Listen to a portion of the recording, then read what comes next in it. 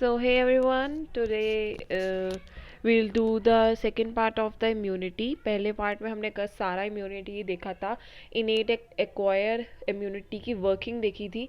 अब हम acquired immunity को आगे सबटाइटल करके देखते हैं, आगे उसके क्या मतलब कि एक्वायर्ड इम्यूनिटी के अंदर क्या क्या चीज़ें आती हैं, तो हम वो देखते हैं. सबसे पहले एक्वायर्ड इम्यूनिटी, इसके अंदर आती है एक तो humoral immunity. Sorry for the bad hand writing. पहली आती है ह्यूमोरल इम्यूनिटी एंड दूसरी आती है सेल मीडिएटेड इम्यूनिटी. तो इसके अंदर आते हैं बी लिम्फोसाइट्स. और ये बी लिम्फोसाइट्स जो हैं मतलब दे प्रोड्यूस, मतलब ह्यूमोरल इम्यूनिटी बनाती है B lymphocyte. They are produced in ये कहाँ पे बनता है? They are produced in bone marrow में बनता है. और जो इनका मैच्योरेशन होता है and gets mature in bone marrow only. ठीक है, बोन मैरो में ही जन्म लेता है और बोन मैरो में ही बनता है. इसके अंदर आता है दे प्रोड्यूस टी लिम्फोसाइट्स. अब ये टी लिम्फोसाइट 3 तरीके के होते हैं, TH, TC एंड TS. ये तो हेल्पर टी सेल होते हैं, जो ये काम जो TC सेल करता है वो काम उसके काम में मदद करवाते हैं, तो हेल्पर सेल. और ये है साइटोटॉक्सिक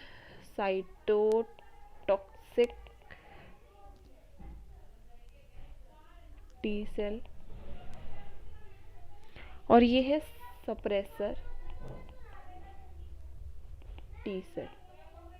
ठीक है, ये आते हैं हमारे इसके अंदर.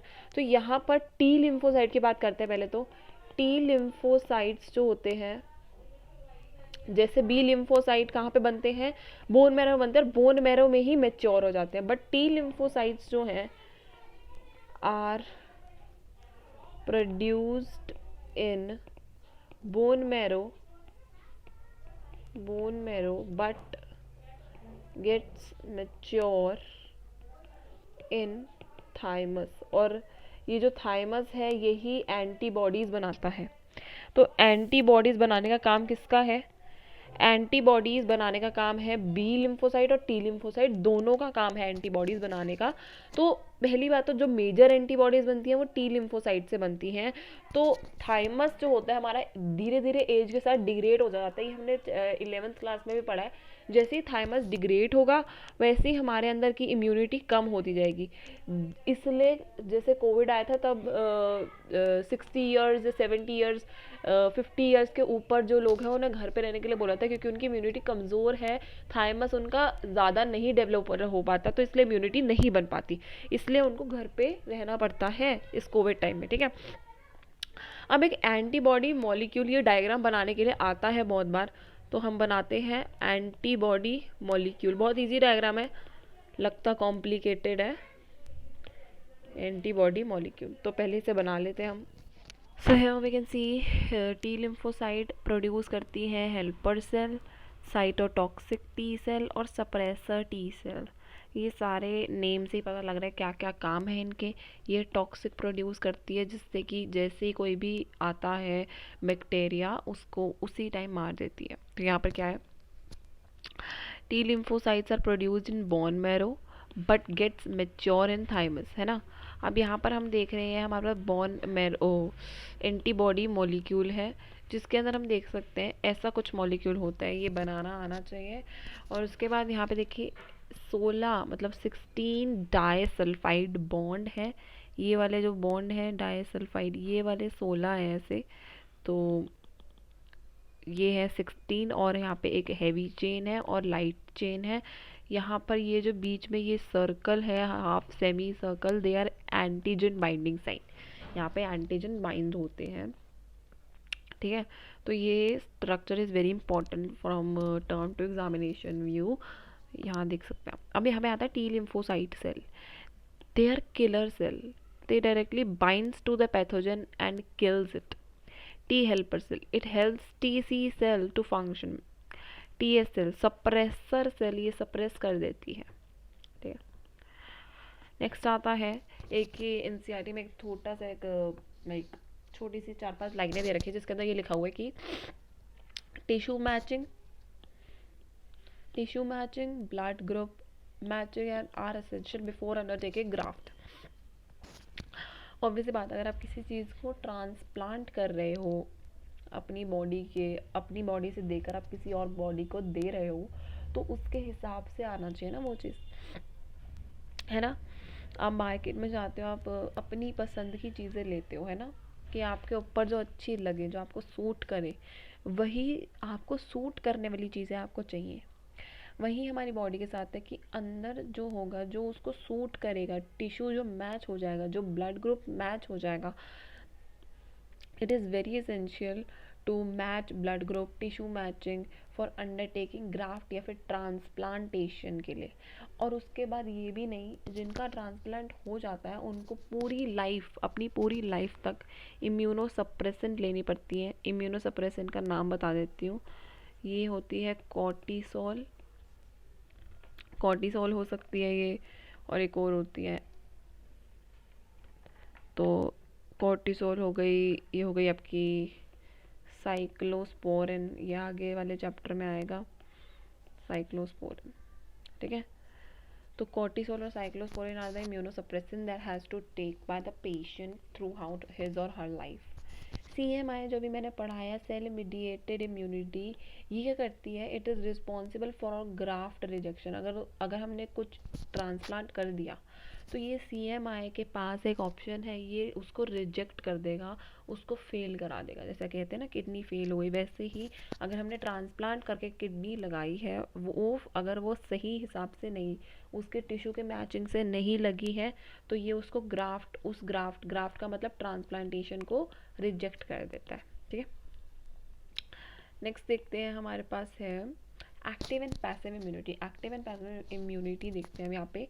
Active immunity are those immunities which produce antibodies by itself, ठीक है। एंटीबॉडीज़ जो आपके बॉडी के अंदर से खुद बनती हैं, वो है आपकी एक्टिव इम्यूनिटी। वो इम्यूनिटी पास होती है मेमोरी का मतलब कि उसको पता रहता है कि ये वाली डिसीज़ के साथ कैसे बिहेव करना है। फिर आता है it is long lasting but it is slow and takes time it to get full effective response. Antibodies जो है हमारी बॉडी में, उनको बनने में एक तो वैसे बहुत वक्त लगता है, तो इसलिए वो बहुत स्लो काम करती हैं, और फुल इफेक्टिव रिस्पॉन्स के लिए उनको एक पीरियड ऑफ टाइम चाहिए होता है, 2 महीने, साल भी लग जाते हैं, तो पूरा तैयार होने के लिए, ठीक है।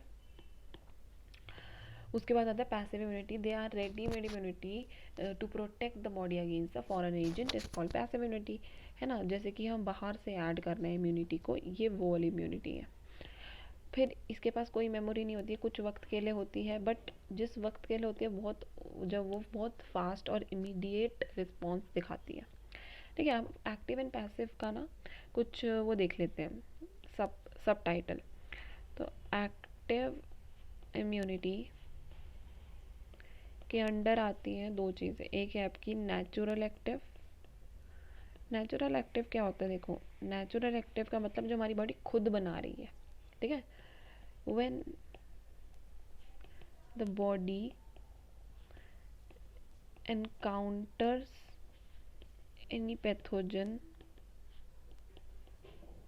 and make antibody against it,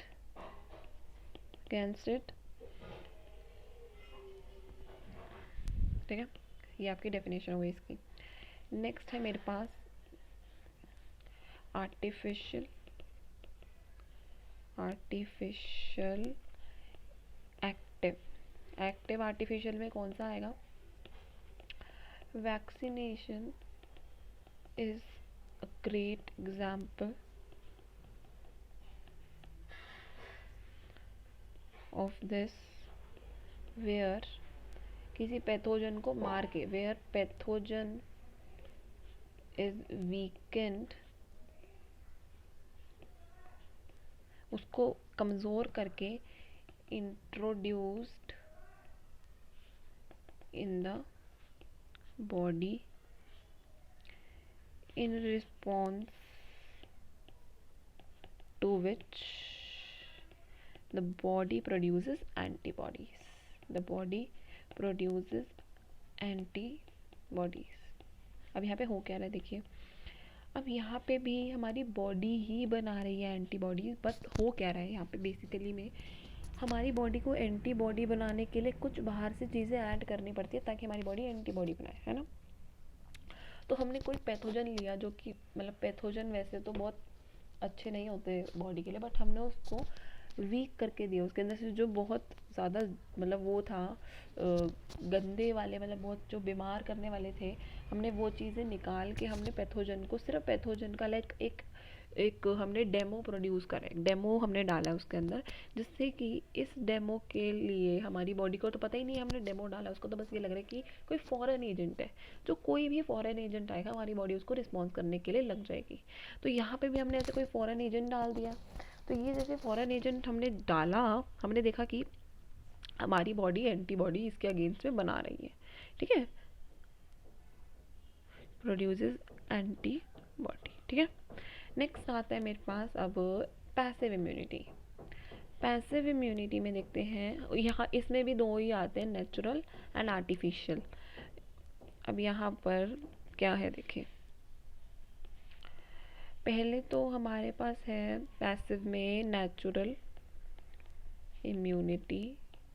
अब ये जो है, पहली बात तो ये जो हमारा कोलेस्ट्रम होता है, यानी कि जो फर्स्ट मिल्क होता है मदर का, colostrum, mother's first milk produces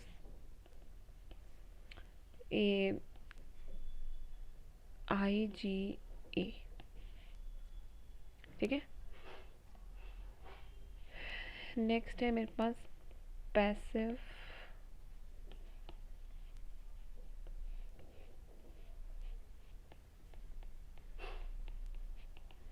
passive immunity में इसके एक और एग्जांपल है, सॉरी, इसका एक और एग्जांपल है, इसका एग्जांपल है the fetus. The fetus also receives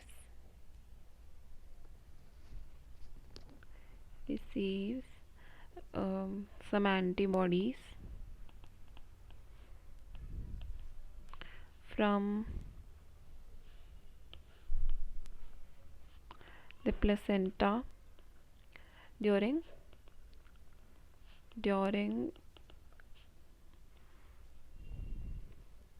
pregnancy. अब देखो यहाँ पे ये जो चीज़ है ये कुछ वक्त के लिए होती है, ये देखो दोनों चीज़ें कुछ वक्त के लिए काम करती है ना। जैसे कि IG यानी कि मिल्क सिर्फ 6 मंथ्स के लिए ही निकलता है, सिर्फ 6 मंथ्स के लिए ही प्रोड्यूस होता है, उसके बाद बंद हो जाता है। फोइटस में भी जब तक एम्ब्रियो है तब तक एंटीबॉडीज़ निकलती हैं प्लेसेंटा से, एंड फीटस उसे रिसीव करती है during the pregnancy. Now next देखते हैं, इसके अंदर एक और आता है जो कि है आर्टिफिशियल इम्यूनिटी। इसके अंदर जो है हमारा रेडीमेड एंटीबॉडीज़ बनी होती हैं already, readymade antibodies are provided और सप्लाइड टू द पेशेंट। जैसे कि अगर किसी स्नेक ने काट लिया तो हम डालते हैं anti venom injection, anti tetanus serum, tetanus का इंजेक्शन लगाते हैं जब हमारे कभी गिरते हैं सड़क पे तब। ये एग्जांपल हो गए इसके। अब लोग क्या कंफ्यूज हो जाते हैं इसके अंदर, आर्टिफिशियल इम्यूनिटी में पैसिव की और आर्टिफिशियल इम्यूनिटी ऑफ इसके अंदर। मुझे समझ नहीं आता क्यों, बट हो जाते हैं, क्या करें। तो यहाँ पर vaccination is great example of this, where अब देखो जैसे आपने कोविड आया है, उसके अंदर क्या हो रहा है, कोविड का जो वायरस है उसको वीक करके हमें इंजेक्शन लगाया जा रहा है। ठीक उसी तरीके से यहाँ पर जो पैथोजन है, सपोज हमने कोविड का पैथोजन लिया, उसको हमने वीक करके अपनी बॉडी में डाला, जिसके लिए हमारी बॉडी एंटीबॉडी प्रोड्यूस करेंगी। ठीक है, यहाँ के आर्टिफिशियल में हम सीधा सीधा एंटीबॉडी ही डाल रहे हैं। ठीक है, सीधा एंटीबॉडी डाल रहे हैं, जैसे कि anti venom, anti tetanus injection. तो ये है। नेक्स्ट आता है मेरा vaccination and immunization. Vaccination and immunization में आता है आपका जैसे कि the principle of immunization and vaccination is based on the property of memory of the immune system. ये इसका प्रिंसिपल है। तो कभी आपसे पूछा जाए 1 मार्क्स में तो आप ये बता सकते हो। तो यहाँ पे पहले हम हेडिंग डाल लेते हैं, वैक्सीनेशन एंड इम्यूनाइजेशन।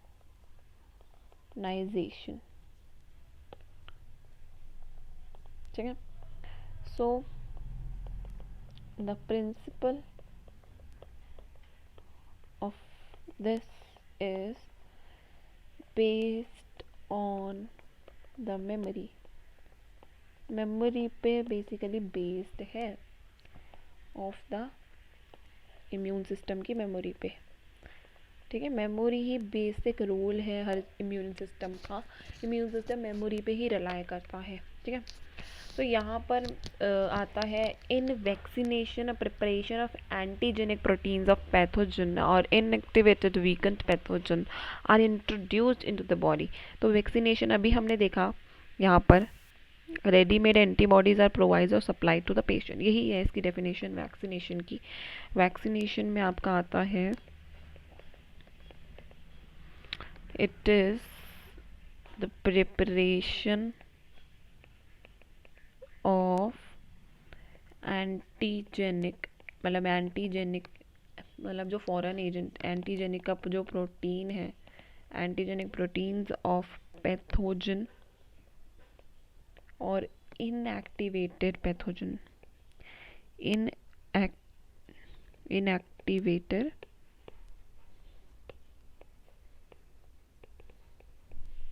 इनएक्टिवेटेड लिखो या फिर आप लिखो weekend pathogen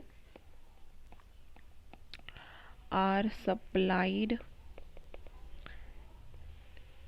to the patient or introduced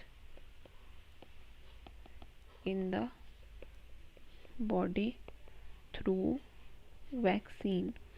आप ये पेशेंट वाली लाइन मेरे हिसाब से तो मत लिखो, आप इंट्रोड्यूस्ड वाली लाइन लिखना। ठीक है, तो यहाँ पर आ जाता है हमारा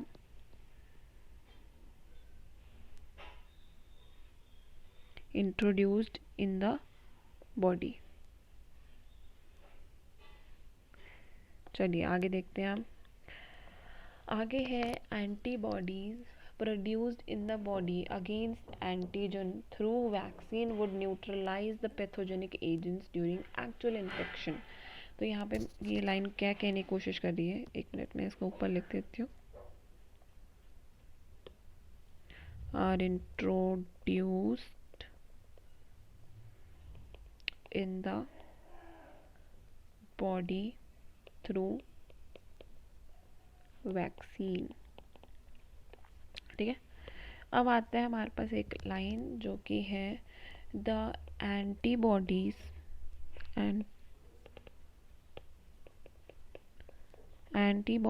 produced against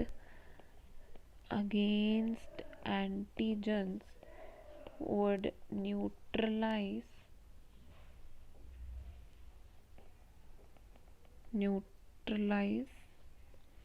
the pathogenic agents during actual infection. अब यहाँ पे ये लाइन क्या कहने की कोशिश करें कि जो एंटीबॉडीज़ है हमारी जो बॉडी प्रोड्यूस करती है, जब हम देखो वैक्सीन डालते हैं, जब किसी चीज़ जो पैथोजन हमने वीक करके अपनी बॉडी में डाला है, उसके लिए जो एंटीबॉडीज़ बनी है हमारी बॉडी के द्वारा, वो क्या करेगी, वो न्यूट्रलाइज होके जब एक्चुअल इन्फेक्शन आएगा तब वो अटैक करेगी। ठीक है, बस सिंपल है, ज़्यादा मुश्किल नहीं है। तो यहाँ पर ये भी ख़त्म होता है वैक्सीनेशन और इम्यूनाइजेशन वाला पार्ट। एक और है पॉइंट यहाँ पे, क्या कह रहा है एक एनसीईआरटी में है कि हेपेटाइटिस बी जो है, हेपेटाइटिस बी का जो वैक्सीन है, vaccine is produced by yeast, produced by yeast through recombinant DNA technology. ये बायोटेक्नोलॉजी का काम है, डीएनए टेक्नोलॉजी। ठीक है, तो अगली क्लास में हम करेंगे एलर्जी वाला पार्ट, उससे एलर्जी और लिम्फोइड ऑर्गन। यहाँ पर हमारा सारा इम्यूनिटी वाली चीज़ ख़त्म हो जाएगी, फिर हम बढ़ेंगे डिसीजेज जैसे कैंसर हो गई, एड्स हो गई, टाइफॉइड, ये सारी चीज़ों पे हम बढ़ेंगे। तो आज के लिए इतना ही। Thanks for watching, bye.